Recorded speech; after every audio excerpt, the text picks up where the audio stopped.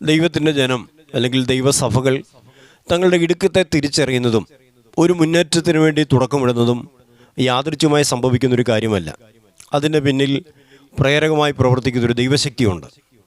അങ്ങനെയൊരു ദൈവശക്തിയാണ് 2 രാജാക്കന്മാർ പുസ്തകം 6-ാം അധ്യായം 1 മുതൽ 7 വരെയുള്ള വാക്യങ്ങളിൽ കാണുന്ന പ്രവാചക ശിഷ്യന്മാരുടെ ജീവിതത്തിൽ സംഭവിച്ചത് എന്ന് ഞാൻ വിശ്വസിക്കുകയാണ്. ഇടുക്കത്തിൽ പാർത്തിരുന്ന പ്രവാചക ശിഷ്യന്മാർ തങ്ങളുടെ ഇടുക്കത്തെ തിരിച്ചറിഞ്ഞ് ഒരു പുതിയതും വിശാലതയുള്ളതുമായ ഒരു പുതിയ പാർപ്പിടം പണിയുവാൻ വേണ്ടി അവർ ഒരുക്കപ്പെടുന്ന ചരിത്രമാണ് 2 രാജാക്കന്മാർ പുസ്തകം 6-ാം അധ്യായം 1 മുതൽ നമുക്ക് കാണാൻ കഴിയുന്നത്. ഇന്നത്തെ വചന സന്ദേശത്തിൻ്റെ തലക്കെട്ട് ശുദ്ധീകരണവും മുന്നേറ്റവും എന്ന് കൊടുക്കാം. മിസ്രൈമിൽ നിന്നും കനാൻ ദേശം വരെ ഇസ്രായേൽ ജനം എത്തുവാൻ ഏകദേശം 40 ദിവസത്തെ വഴിദൂരം മാത്രമേ ഉണ്ടായിരുന്നുള്ളൂ. എന്നാൽ അത്രയും ദൂരം ഇസ്രായേൽ ജനം സഞ്ചരിക്കുവാൻ എടുത്തത് 40 വർഷമായിരുന്നു.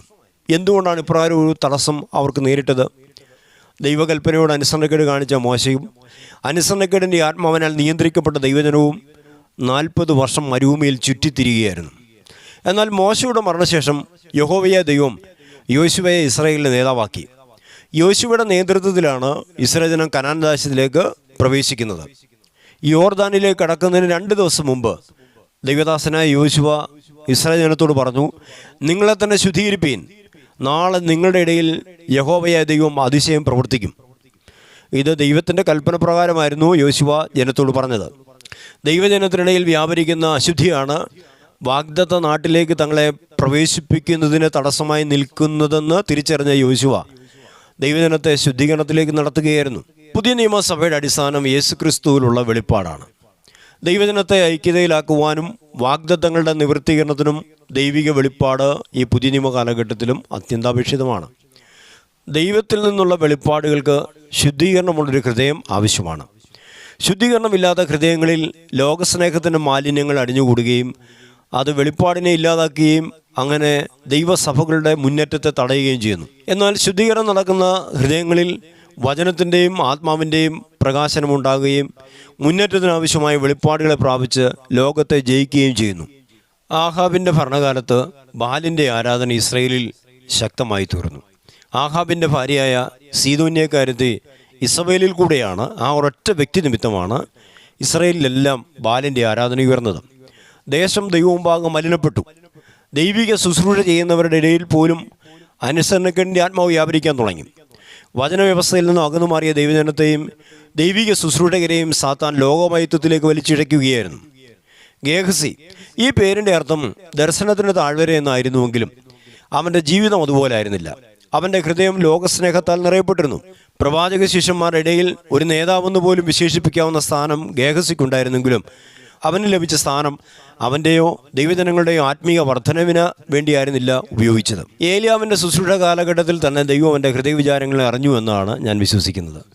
എങ്കിലും മാനസാന്തരപ്പെടുവാൻ ദൈവം ഗേഹസിക്ക് അവസരം കൊടുത്തുകൊണ്ടേയിരുന്നു.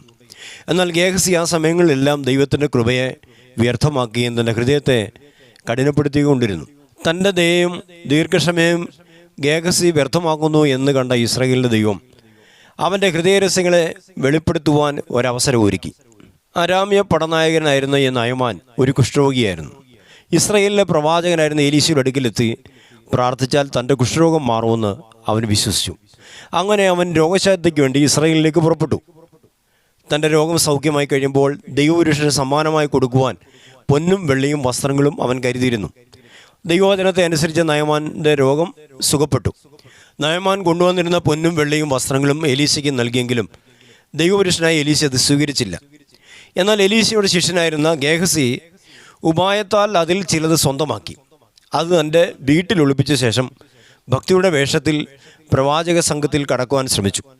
എന്നാൽ യഹോവയായ ദൈവം അവൻ്റെ അകൃത്യത്തെ ദൈവപുരുഷനായ എലീശയ്ക്ക് വെളിപ്പെടുത്തി കൊടുത്തു. ദൈവപുരുഷനായ എലീശ അവനെ ശപിച്ചു. നയമാൻ്റെ കുഷ്ഠരോഗം ഗേഹസിക്കും അവൻ്റെ തലമുറയ്ക്ക് എന്നേക്കും ബാധിച്ചുവെന്ന് തിരുവെഴുത്ത് പറഞ്ഞു. കുഷ്ഠരോഗിയായി തീർന്ന ഗേഹസി ആ പ്രവാചക സംഘത്തിൽ നിന്ന് പുറത്തേക്ക് പോയി. കുഷ്ഠരോഗമുള്ളവർ പാളയത്തിന് പുറത്തേക്ക് പോകണമെന്ന് യഹോവയായ ദൈവം മോശ മുഖാന്തരം അരുളി ചെയ്തിരുന്ന കൽപ്പനകളിലൊന്നായിരുന്നു. ലേവ്യ പുസ്തകം 13-ാം അധ്യായം 46-ാം വാക്യം നമുക്കത് കാണാൻ കഴിയുന്നുണ്ട്. ലോകസ്നേഹത്താൽ നിറയപ്പെട്ട ഗേഹസി പ്രവാചക സംഘത്തിൽ നിന്നും പുറത്താക്കപ്പെട്ടപ്പോൾ മുതൽ മറ്റു പ്രവാചക ശിഷ്യന്മാരുടെ ഹൃദയദീക്ഷികൾ പ്രകാശിക്കുവാൻ തുടങ്ങി. അവർ തങ്ങളുടെ ഇടുക്കത്തെ തിരിച്ചറിയുകയും ഒരു വിശാലതയ്ക്ക് വേണ്ടി ആഗ്രഹിക്കുകയും ചെയ്തു. ഹൃദയദൃഷ്ടികളെ കർത്താവ് തുറക്കുമ്പോഴാണ് നാം യാഥാർത്ഥ്യങ്ങളെ എപ്പോഴും തിരിച്ചറിയുന്നത്. പ്രവാചക ശിഷ്യന്മാരുടെ പാർപ്പിടത്തിന് വിശാലത ഉണ്ടാകണമെന്ന് ദൈവം ആഗ്രഹിച്ചിരുന്നുവെങ്കിലും ലോകസ്നേഹത്താൽ നിറയപ്പെട്ടിരുന്ന ഗേഹസി നിമിത്തം ദൈവഹിതം വെളിപ്പെടാതിരിക്കുകയായിരുന്നു. അതുവരെയും ദൈവജനത്തോട് അനുസരണക്കേട് കാണിച്ച ഒരുവൻ നിമിത്തം മറ്റുള്ളവരും ഇടുക്കത്തിൽ പാർത്തു വന്നു. എന്നാൽ ഗേഹസി പുറത്തു പോയതോടുകൂടി അവരിലേക്ക് ദൈവസാന്നിധ്യം വ്യാപരിക്കുകയും ഒരു മുന്നേറ്റത്തിനാവശ്യമുള്ള ദൈവിക വെളിപ്പാടുകൾ അവർക്ക് ലഭിക്കുകയും ചെയ്തു. ദൈവവചനത്തോട് അനുസരണക്കേട് കാണിക്കുന്നവർ മറ്റുള്ളവരുടെയും മുന്നേറ്റത്തിന് തടസ്സമാവും. ദൈവകൽപ്പന ലംഘിച്ച ഒരുവൻ നിമിത്തം ഒരു യുദ്ധം തന്നെ പരാജയപ്പെട്ട ചരിത്രം ഇസ്രായേലിനുണ്ട്. യോശുവയുടെ നേതൃത്വത്തിൽ ഹായി പട്ടണത്തിനെതിരായി യുദ്ധം ചെയ്യുമ്പോഴാണ് ഈ പരാജയം അവർക്ക് സംഭവിച്ചത്. ആർപ്പിൻ്റെ മുമ്പിൽ എരിഹോം അത് വീണതിനാൽ ഹായി പട്ടണം അവർക്ക് നിസ്സാരമായി തോന്നിയിരുന്നു.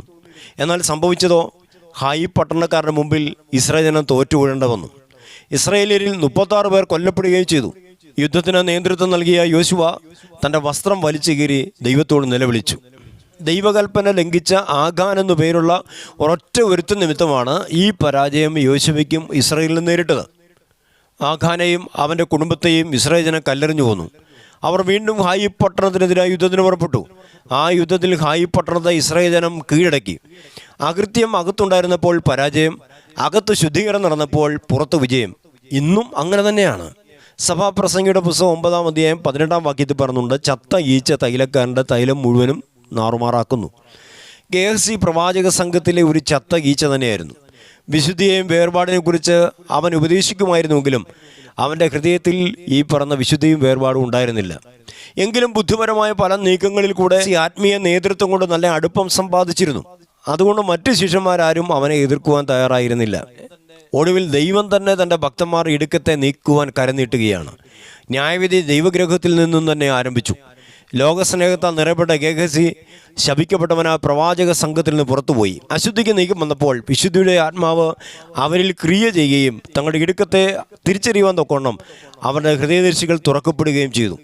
ദൈവജനം തങ്ങളുടെ കുറവുകളെ തിരിച്ചറിയുന്നതും ഒരു പുതിയ തലത്തിലേക്ക് ഉയരുവാൻ ശ്രമിക്കുന്നതുമെല്ലാം ആഗ്രഹിക്കുന്നതുമെല്ലാം സ്വാഭാവികമായി സംഭവിക്കുന്നൊരു കാര്യമല്ല. ദൈവാത്മാവിൻ്റെ പ്രവൃത്തി നടക്കുന്നുകൊണ്ട് തന്നെയാണ്. ദൈവനിയമപ്രകാരമുള്ള ശുദ്ധീകരണവും സമർപ്പണവും ദൈവജനത്തിനിടയിൽ ഉണ്ടാകുമ്പോൾ ദൈവിക അനുഗ്രഹത്തിൻ്റെ കവിഞ്ഞൊഴുക്കും അവിടെ സംഭവിക്കും എന്നാണ് ഞാൻ വിശ്വസിക്കുന്നത്. ദൈവജനം ആത്മീയമായോ ഭൗതികമായോ ഇടുക്കത്തിലിരിക്കുവാൻ ദൈവം ആഗ്രഹിക്കുന്നില്ല. ഇടുക്കത്തിൻ്റെ പിന്നിൽ പ്രവർത്തിക്കുന്നത് സാത്താനാണ്. ദൈവജനത്തെ ലോകമയത്വത്തിന് അടിമപ്പെടുത്തി മുന്നേറ്റത്തെ തടയുവാനാണ് സാത്താൻ എക്കാലവും ശ്രമിച്ചിട്ടുള്ളത്. വിശ്വാസികളുടെ പിതാവെന്ന അപരനാമത്തിൽ അറിയപ്പെടുന്ന അബ്രഹാം ദൈവിക വാഗ്ദത്തങ്ങളുടെ ഒരു പുതിയ തലത്തിലേക്ക് ഉയർന്ന സംഭവം നമുക്ക് തിരുവെഴുത്തിൽ കാണാൻ കഴിയുന്നുണ്ട്. ഉൽപ്പത്തി പുസ്തകം 13-ാം അധ്യായം 14-ാം വാക്യത്തിൽ പറയുന്നുണ്ട്, ലോത്ത് അബ്രാമിനെ വിട്ടുപിരിഞ്ഞ ശേഷം യഹോവ അബ്രാമിനോട്, നീ ഇരിക്കുന്ന സ്ഥലത്തു നിന്നും തലപൊക്കി വടക്കോട്ടും തെക്കോട്ടും കിഴക്കോട്ടും നോക്കുക, നീ കാണുന്ന ഭൂമിയെ ഞാൻ നിനക്ക് നൽകും. ലോത്ത് വിട്ടുപിരിഞ്ഞ ശേഷം അബ്രഹാം ദൈവിക വാഗ്ദത്തത്തിൻ്റെ ഒരു പുതിയ തലത്തിലേക്ക് പ്രവേശിക്കുകയായിരുന്നു എന്നാണ് ഞാനിതേക്കുറിച്ച് വിശ്വസിക്കുന്നത്. നിങ്ങളെക്കുറിച്ച് ദൈവത്തിൻ്റെ ഒരു പദ്ധതി ഉണ്ടെങ്കിൽ ദൈവഹിത പ്രകാരമല്ലാത്ത എല്ലാ വ്യക്തികളെയും ദൈവം നിങ്ങളിൽ നിന്നും അകറ്റും. അപ്പോൾ തന്നെ ദൈവഹിത പ്രകാരമുള്ള അനേകം പുതിയ വ്യക്തികളെ ദൈവം നിങ്ങൾക്ക് തരികയും ചെയ്യും. അവർ ദൈവം നിങ്ങൾക്ക് നൽകിയ ദർശനത്തെ സ്വീകരിക്കുന്നവരുമായിരിക്കും. 1 കൊരിന്ത്യർക്ക് എഴുതിയ ലേഖനം 5-ാം അധ്യായം 6-ാം വാക്യത്തിൽ അപ്പോസ്തലനായ പൗലോസ് പറയുന്നുണ്ട്, അസാരം പുളിമാവ് പിണ്ടത്തെ മുഴുവൻ പുളിപ്പിക്കുന്നു. കൊരിന്തിലെ ദൈവസഭയിൽ ഒരുവൻ ജാതികളുടെ ഇടയിൽ പോലും ഇല്ലാത്ത മ്ലേച്ഛത പ്രവർത്തിച്ചപ്പോൾ അവനിൽ കൂടെ വ്യാപരിച്ച അശുദ്ധിയെ പൗലോസ് ഈ ഉപമയിൽ കൂടെ വെളിപ്പെടുത്തുകയാണ്. ഇവിടെ ഒരുവൻ പാപം ചെയ്ത് തൻ്റെ ഹൃദയത്തെ കഠിനമാക്കിയാൽ അവനിൽ വ്യാപരിക്കുന്ന അശുദ്ധി ക്രമേണ മറ്റുള്ളവരെയും അത് ബാധിക്കുകയാവും. പ്രാദേശിക സഭയിലെ ഒരു വ്യക്തി രഹസ്യ പാപങ്ങൾ കഴിവപ്പെട്ടാൽ അത് ആ പ്രാദേശിക സഭയുടെ ആത്മീയ നിലവാരത്തെ മാത്രമേ ബാധിക്കുകയുള്ളൂ.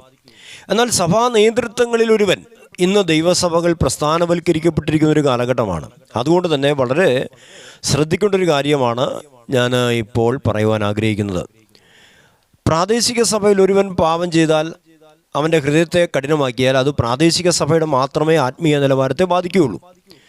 എന്നാൽ ആത്മീയ പ്രസ്ഥാനങ്ങളുടെ നേതൃത്വങ്ങളിൽ നിൽക്കുന്ന ഒരുവൻ പാപം ചെയ്ത് തൻ്റെ ഹൃദയത്തെ കഠിനമാക്കിയാൽ അത് ഏതെങ്കിലും ഒരു പ്രാദേശിക സഭയെ മാത്രമല്ല, ആ പ്രസ്ഥാനത്തിന് കീഴിലുള്ള മുഴുവൻ ദൈവജനങ്ങളുടെ ആത്മീയ നിലവാരത്തെ അത് ബാധിക്കുകയിടയായിത്തീരും. നിങ്ങൾക്ക് എത്ര ആത്മാർത്ഥതയും എത്ര സമർപ്പണവും ഉണ്ടെങ്കിലും ഇത്തരം നേതൃത്വങ്ങളുടെ കീഴിൽ നിങ്ങൾക്ക് ഒരാത്മീയ മുന്നേറ്റം ഉണ്ടാകുകയില്ല. ഈ മർമ്മം തിരിച്ചറിഞ്ഞതുകൊണ്ടാണ് ദർശനമുള്ള പലരും ഇന്ന് സഭകൾക്ക് പുറത്തേക്ക് പോകുന്നത്. ആധുനിക ദൈവസഭകൾക്ക് പുറത്തായി നവീകരണ സഭകൾ ഉടലെടുക്കുന്നതിൻ്റെയും വളർച്ച പ്രാപിക്കുന്നതിൻ്റെയും കാരണം ഇതുതന്നെയാണ്. നമ്മുടെ കർത്താവായ യേശുക്രിസ്തു പറഞ്ഞു, പുതിയ വീഞ്ഞ് പുതിയ തുരുത്തിയിലേ പകരുകയുള്ളൂ. ആധുനിക ദൈവസഭകളുടെ ആത്മീയ മുന്നേറ്റത്തിനെതിരായി നിൽക്കുന്നത് ഇവിടുത്തെ ജാതികളല്ല, ആധുനിക ഗേഹസ്യന്മാർ തന്നെയാണ്. ദൈവസഭ എന്ന മുന്തിരിത്തോട്ടത്തെ നശിപ്പിക്കുന്ന ചെറിയതും വലിയതുമായ ഇത്തരത്തിലുള്ള കുറുക്കന്മാരെ ദൈവജനം തിരിച്ചറിയേണ്ടിയിരിക്കുന്നുണ്ട്.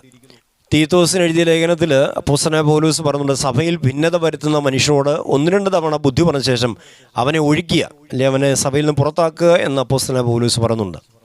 അന്നൊക്കെ അത് സാധിക്കുമായിരുന്നു. എന്നാൽ ഇന്നോ അശുദ്ധനെ പുറത്താക്കാൻ ശ്രമിക്കുന്ന വിശുദ്ധൻ ഒറ്റപ്പെടുകയും പുറത്താക്കപ്പെടുകയും ചെയ്യുകയാണ്. ഇതറിയാവുന്ന വിശുദ്ധന്മാർ പലതും കണ്ടില്ലെന്ന് നടിക്കുവാൻ നിർബന്ധിതരാകുകയാണെന്ന്. നിങ്ങൾ സത്യത്തിലും ആത്മാവിലും ദൈവത്തെ ആരാധിക്കുന്നു എന്ന് പറയുന്ന ദൈവസഭയിലെ അംഗങ്ങളാണോ? എങ്കിൽ നിങ്ങൾ കൂടി വരുമ്പോൾ ദൈവസാന്നിധ്യം വ്യാപരിക്കുന്നുണ്ടോ? ദൈവജനം വിശ്വാസത്തിൽ ആരോഗ്യമുള്ളവരായി തീരുന്നുണ്ടോ? കൃപാവര ശുശ്രൂഷകൾ വെളിപ്പെട്ട് വരുന്നുണ്ടോ എന്നൊക്കെ ഒന്ന് ശ്രദ്ധിക്കുക. ഇല്ല എന്ന് വരികിൽ നിങ്ങൾ ഉൾപ്പെട്ട് നിൽക്കുന്ന ദൈവസഭകളെയും അതിന് നേതൃത്വ നിരകളെയും ഒന്ന് ശ്രദ്ധിക്കുക. പ്രവാചക ശിഷ്യന്മാരുടെ മുന്നേറ്റത്തിന് തടസ്സമായി ഗേഹസി നിന്നതുപോലെ ഈ കാലഘട്ടത്തിലെ ദൈവസഭകളുടെ ആത്മീയ മുന്നേറ്റത്തിനെതിരായി നിൽക്കുന്ന പല ഗേഹസ്യന്മാരെ നമുക്കവിടെ കാണാൻ കഴിയും. ഗേഹസി എന്ന പേരുള്ള ആരും നമ്മുടെ ഇടയിൽ ഇപ്പോഴില്ല. എങ്കിലും ഗേഹസിയുടെ സ്വഭാവമുള്ള അനേകർ ഇന്നത്തെ സഭകളിലുണ്ട്. ആത്മീയ പ്രസ്ഥാനങ്ങളുടെ നേതൃത്വ നിരകളിൽ പോലും ഇത്തരക്കാർ സ്ഥാനം ഉറപ്പിച്ചിരിക്കുകയാണിപ്പോൾ. അതുകൊണ്ടാണ് ഇന്നുള്ള പല ദൈവസഭകളും ഇടുക്കത്തിൽ തന്നെ വസിക്കുന്നത്. ഇസ്രായേൽ സകല ജാതികളിൽ വെച്ച് ദൈവത്തിൻ്റെ പ്രത്യേക സമ്പത്താണ്. സത്യദൈവത്തെ അനുഭവിച്ചിരുന്ന പിതാക്കന്മാരും അവരിൽ കൂടെ ലഭിച്ച പ്രമാണങ്ങളും ഇസ്രായേലിലുണ്ട്. എങ്കിലും ഏലിയാവിൻ്റെയും എലീശയുടെയും ശുശ്രൂഷ കാലഘട്ടം വന്നപ്പോൾ അവർ സത്യദൈവമായ യഹോവയെ ഉപേക്ഷിച്ച് ബാലിനെ സേവിക്കാൻ തുടങ്ങി. ദൈവകൽപ്പനയെ ലംഘിച്ച് നടന്ന ഇസ്രായേൽ ജനത്തെ സാത്താൻ വിഗ്രഹാരാധനയിലേക്കും ശാപത്തിലേക്കും നയിക്കുകയായിരുന്നു. ആഹാബിൻ്റെ ഭാര്യയായ ഇസബേൽ സീദോനിൽ നിന്ന് കൊണ്ടുവന്ന ബാൽ വിഗ്രഹവും രാജകൊട്ടാരത്തിൽ സ്ഥാനം പിടിച്ചു. അതിന് അനേക പതിപ്പുകൾ രാജ്യത്തെങ്ങും ഉയർന്നു. ബാലിൻ്റെ സ്തുതികൾ രാജ്യമെങ്ങും നിറഞ്ഞു. അന്യദൈവത്തെ സേവിക്കുന്നവർ സുഖസമൃദ്ധിയിലും ദൈവത്തിൻ്റെ ഭക്തന്മാർ ഇടുക്കമുള്ള പാർപ്പിടത്തിലുമായി. ഈ അന്ധകാര ലോകത്തിൽ യേശുക്രിസ്തുവിൻ്റെ അത്ഭുത പ്രകാശം പരത്തുവാൻ തിരഞ്ഞെടുക്കപ്പെട്ട ദൈവസഭയുടെ ഇന്നത്തെ അവസ്ഥയും ഇതേപോലെ തന്നെയല്ലേ? മനുഷ്യവർഗത്തിൻ്റെ ഏക പാപപരിഹാരകൻ യേശുക്രിസ്തുവാണെന്നും ആ നാമത്തിങ്കിൽ രോഗികൾ സൗഖ്യമാവുമെന്നും ഭൂതങ്ങൾ അലറി ഓടുമെന്നും ദൈവജനത്തിനറിയാം. എന്നാൽ വിടുവിക്കുന്ന ദൈവശക്തിയുമായി ലോകത്തിലേക്ക് ഇറങ്ങിച്ചെല്ലുവാൻ ഇന്നത്തെ സഭകൾ പരാജയപ്പെട്ടിരിക്കുകയാണ്. ഇങ്ങനെ ആത്മീയമായി പരാജയപ്പെട്ടിരിക്കുന്ന ദൈവസഭകൾക്കും സുവിശേഷം പ്രസംഗിക്കാമെങ്കിലും ആ വചനങ്ങൾക്കൊപ്പം വിടുവിക്കുന്ന ദൈവശക്തി വ്യാപരിക്കുകയില്ല. ഇന്ന് ഒത്തിരിയേറെ ആൾ ദൈവങ്ങളെ നമുക്ക് ലോകത്തിൽ കാണാൻ കഴിയുന്നുണ്ട്. അവരുടേതായ ഉപദേശങ്ങൾ പറഞ്ഞുകൊണ്ട് ലോകത്തെ ദൈവത്തിൽ നിന്നും അകറ്റിക്കളയുകയാണ്, നിത്യജീവനിൽ നിന്ന് അകറ്റിക്കളയാണ്. ഇതിൻ്റെ പിന്നിൽ പ്രവർത്തിക്കുന്ന പിശാചാണ്. ദൈവിക വിഷയങ്ങളിൽ സാത്താൻ നടത്തുന്ന ഇത്തരത്തിലുള്ള കവർച്ചയെ അവസാനിപ്പിക്കേണ്ടത് ദൈവസഭയാണ്. നിർഭാഗ്യം എന്ന് പറയട്ടെ, ദൈവസഭകൾ ഇന്ന് അത് കണ്ടുകൊണ്ട് മൗനമായിട്ടിരിക്കുകയാണ്. സാത്താൻ നടത്തുന്ന ഇത്തരം കവർച്ചകളെ ദൈവസഭ അവസാനിപ്പിക്കേണ്ടതുണ്ട്. ദൈവസഭയ്ക്ക് മാത്രമേ ഇത് കഴിയത്തുള്ളൂ. തലയായിരിക്കുന്ന യേശുക്രിസ്തുവിനോട് ചേർന്നിരിക്കുമ്പോൾ മാത്രമാണ് ദൈവിക ജീവൻ അല്ലെങ്കിൽ ദൈവമഹത്വം സഭയിൽ വെളിപ്പെട്ടു വരുന്നത്. ദൈവസഭയാകുന്ന നമ്മെ ഓരോരുത്തരെയും തലയാകുന്ന യേശുക്രിസ്തുവിനോട് ചേർത്ത് നിർത്തുന്നത് പരിശുദ്ധാത്മാവായ ദൈവമാണ്. പരിശുദ്ധാത്മാവ് ശുദ്ധീകരിക്കപ്പെട്ട ഹൃദയങ്ങളിൽ മാത്രമേ വ്യാപരിക്കത്തുള്ളൂ. അങ്ങനെ ഒരു ദൈവിക നടത്തിപ്പ് നമ്മളിൽ നടക്കുമ്പോഴാണ് ദൈവത്തിൻ്റെ മഹത്വം നമ്മളിൽ കൂടി വെളിപ്പെട്ട് വരുന്നത്. അതിന് വേണ്ടത് ദൈവജനമേ നമ്മുടെ ശുദ്ധീകരണമാണ്. അതിനാൽ നമുക്ക് ശുദ്ധീകരണത്തിനായി സമ്പൂർണ്ണമായി സമർപ്പിച്ചു കൊടുക്കാം. ദൈവിക ജീവൻ നമ്മളിൽ കൂടി വെളിപ്പെട്ട് വന്ന് അനേക ജാതികളെ യേശു ക്രിസ്തുവിലേക്ക് നയിക്കുവാൻ തക്കോണം പരിശുദ്ധാത്മാവായ ദൈവം നമ്മളെ ഉപയോഗിക്കട്ടെ. അതിനായി നമുക്ക് സമർപ്പിക്കാം.